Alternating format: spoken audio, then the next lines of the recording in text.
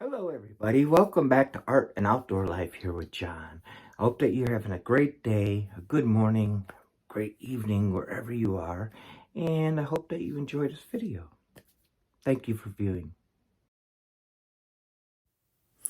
Okay, so in this video, I'll be using cerulean blue, Prussian blue, yellow ochre, some burnt sienna, some burnt umber, an orange, yellow, sap green, and a little bit of crimson red light.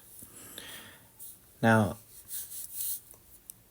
it's always good to have a paper on the side to test your watercolor to make sure that you don't have too much watercolor on your brush.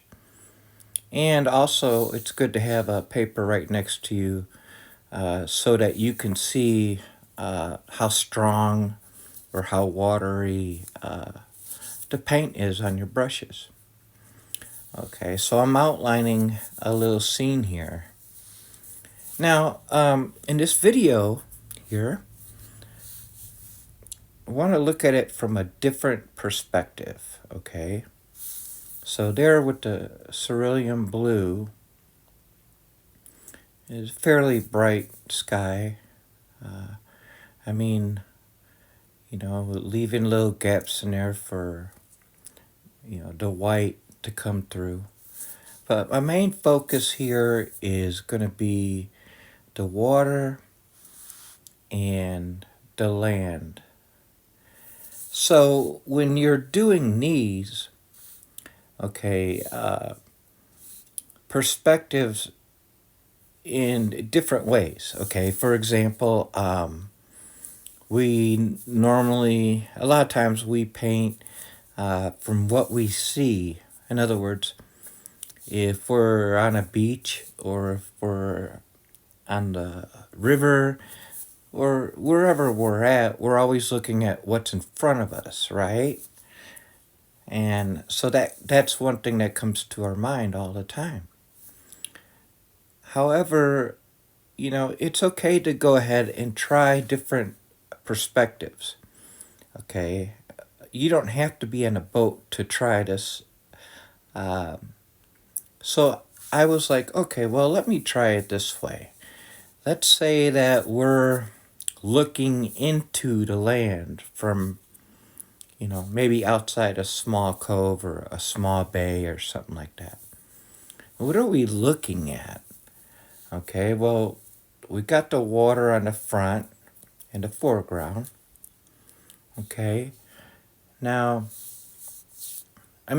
so these are different ways that you can, if you kind of get stuck. There's the orange yellow there. Okay, I'm just putting it on with these little brushes.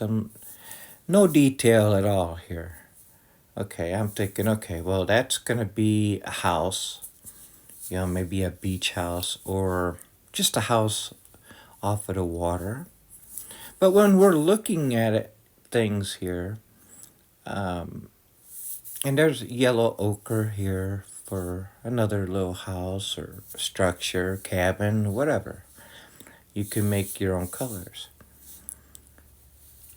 So instead of looking outward into the ocean, if you're kind of stuck, maybe you want to try looking at it from the opposite way. In other words, if you're looking, say you're looking at a river and you're looking at it and it's going, as it goes, as you're looking at it, it gets narrow and narrower, and more bushes and more trees cover it. Or if you're at a park and the further back you look, it can be more trees, darker trees or lighter trees. But if you were to put yourself at the end of what you're looking at, what would it look like? So that's what I was doing here. I was like, okay, well, how about let's not look at it from the ground out into the water. This time, how about let's try looking at it from if I was on a boat and looking at it, looking at the land. What would it look like? So, using my imagination here. Imagination is so awesome. It's, you don't know what you're going to come up with, and they're fun to do. Now, you can put purple mountains in the background if you want to. You can bring it up close and make trees really vibrant. Or you can actually make everything really small, like the ground, like the houses. Make them very small, and that gives it distance, right? Okay, so I'm using basically yellow ochre to kind of outline things here. And then I was using some blue here. Thinking maybe I'll put, kind of some distant mountains in the background. Now, mountains don't have to have peaks on them, they could be rolling hills, you know. Just remember, I mean, if you want to be, if you want to make it realism or whatever, um, the further back it is, the lighter the color, it's not so, like, the color isn't going to be, like, so bold that it overtakes, your foreground, what's up front. So just be mindful of that. But if you're not doing it realistically, do whatever, paint it as bold as you want and whatever colors you want, So I'm going back and forth here and putting a little bit of umber in there and mixing it.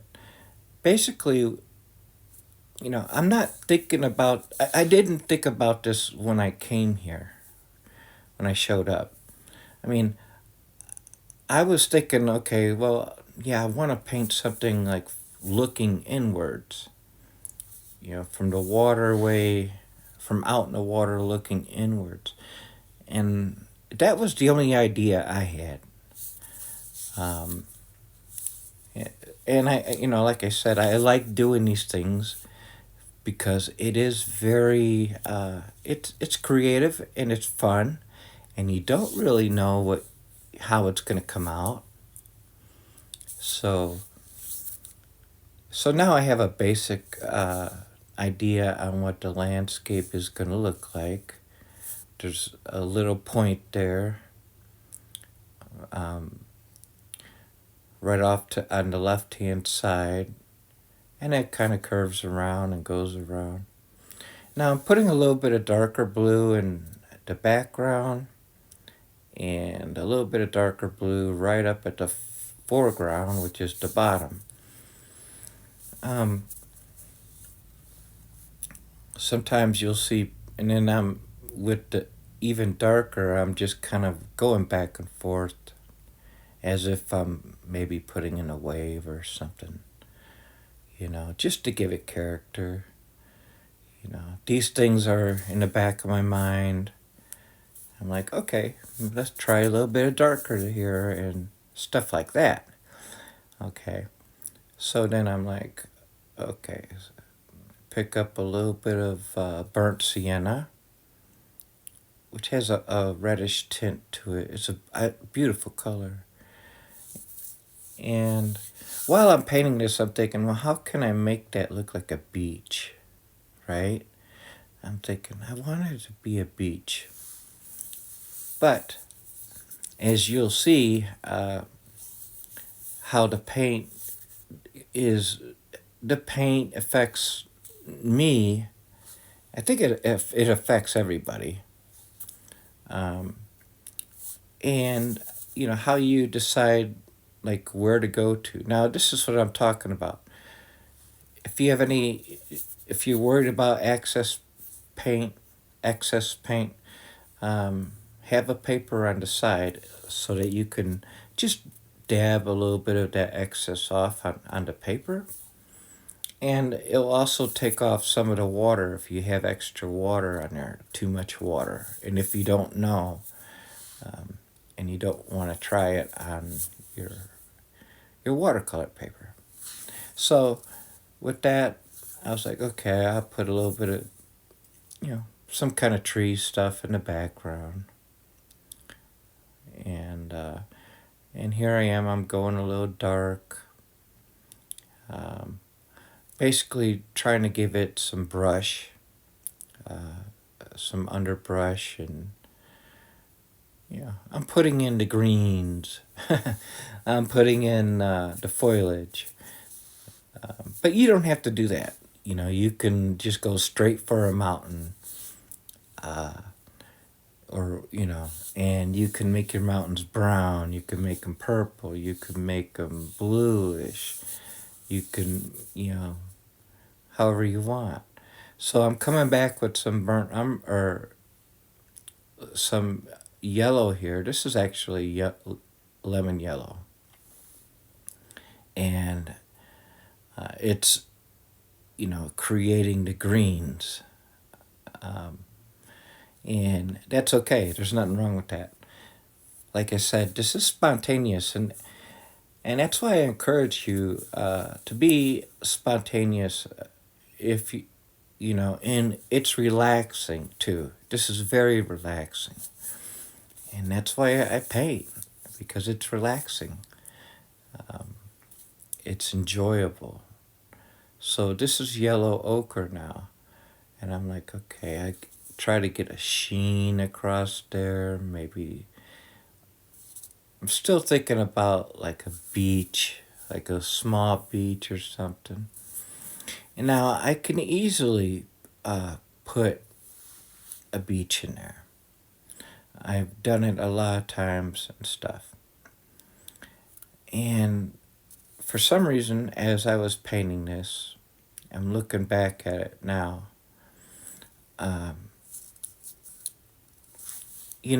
Like I said, the colors affect everything. And I said it in the last video I did too. There's a lot of things in our conscious mind, but our subconscious mind that we already have it in our subconscious mind of what we're thinking about. So certain colors affect that, shapes affect that, and we don't know what is in our minds.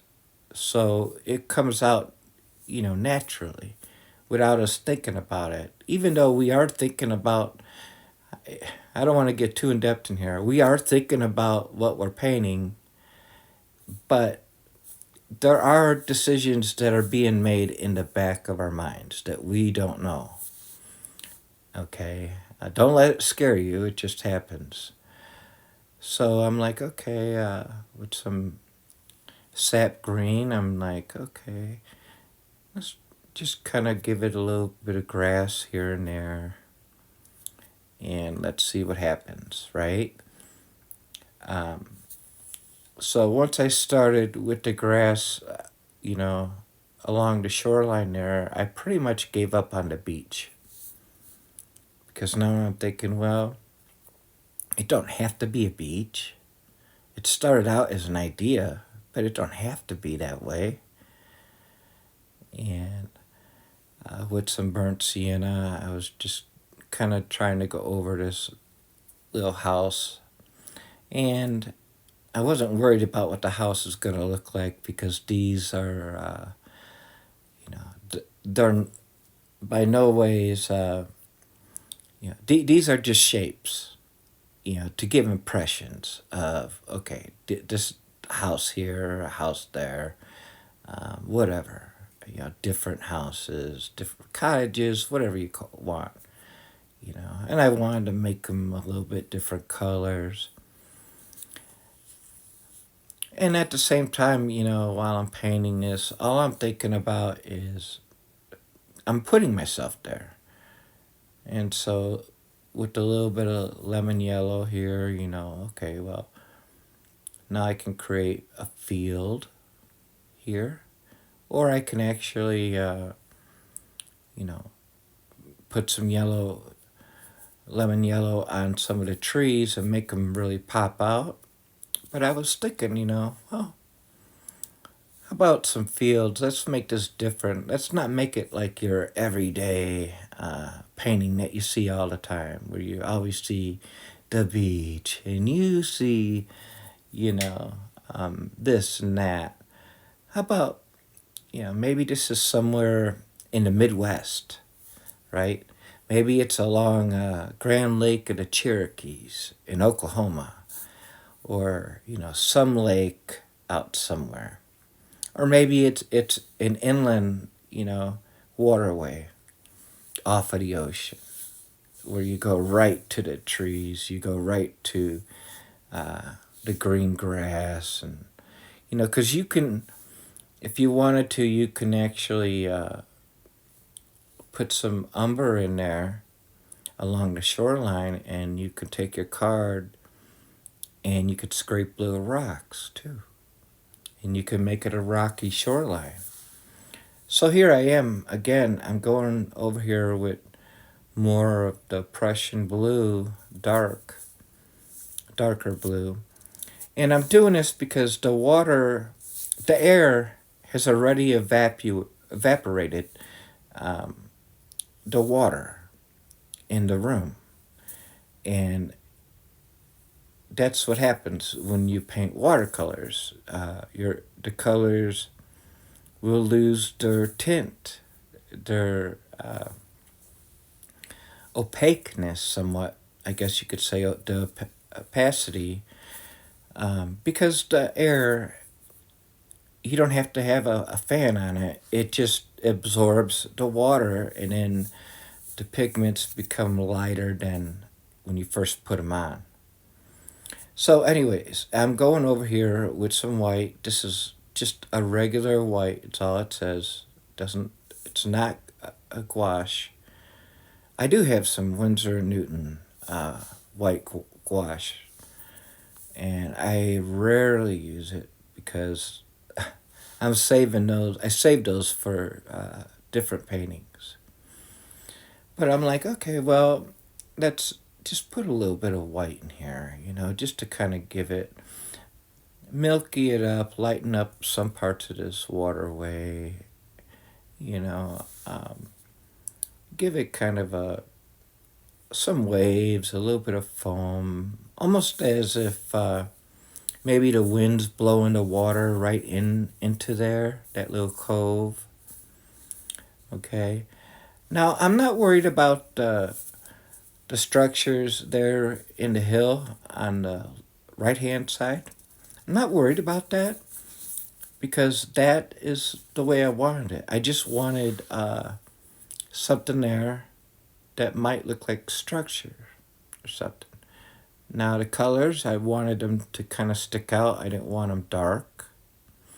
And, of course, the wildlife, a few birds in there, always comes out great. Always makes a painting look good. And,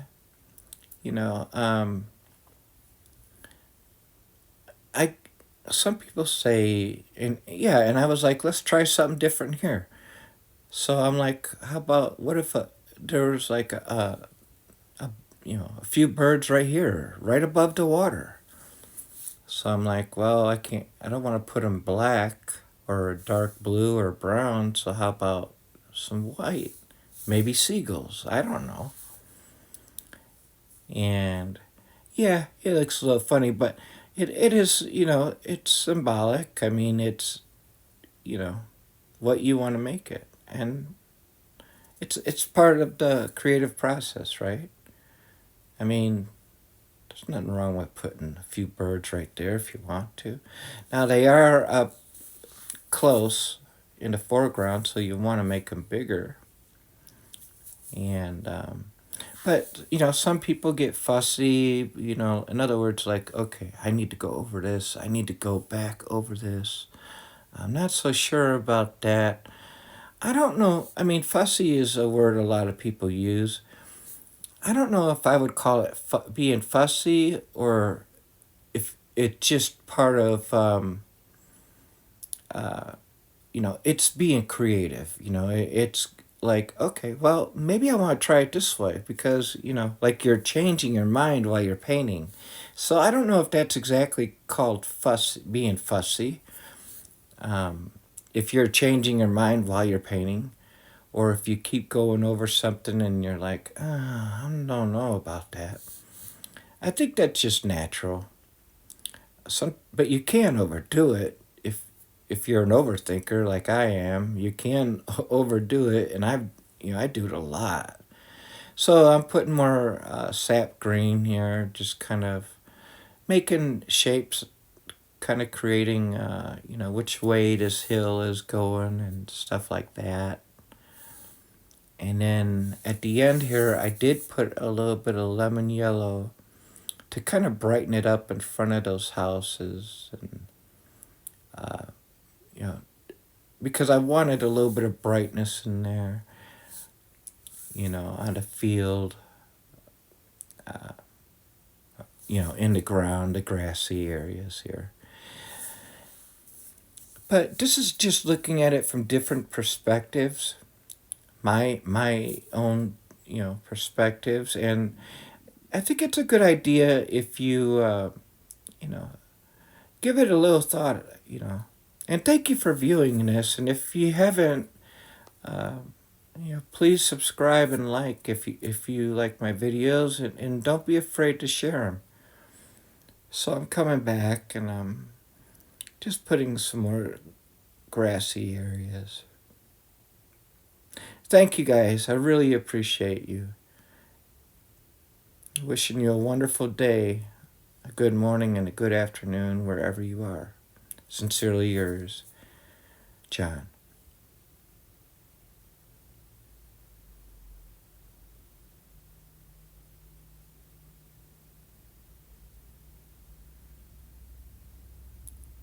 Maybe just a little bit of white to kind of lighten it up.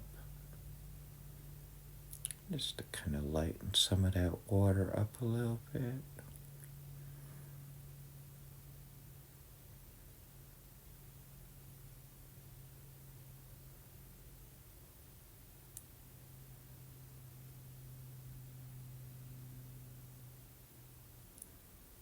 And a little bit of umber there around the edges.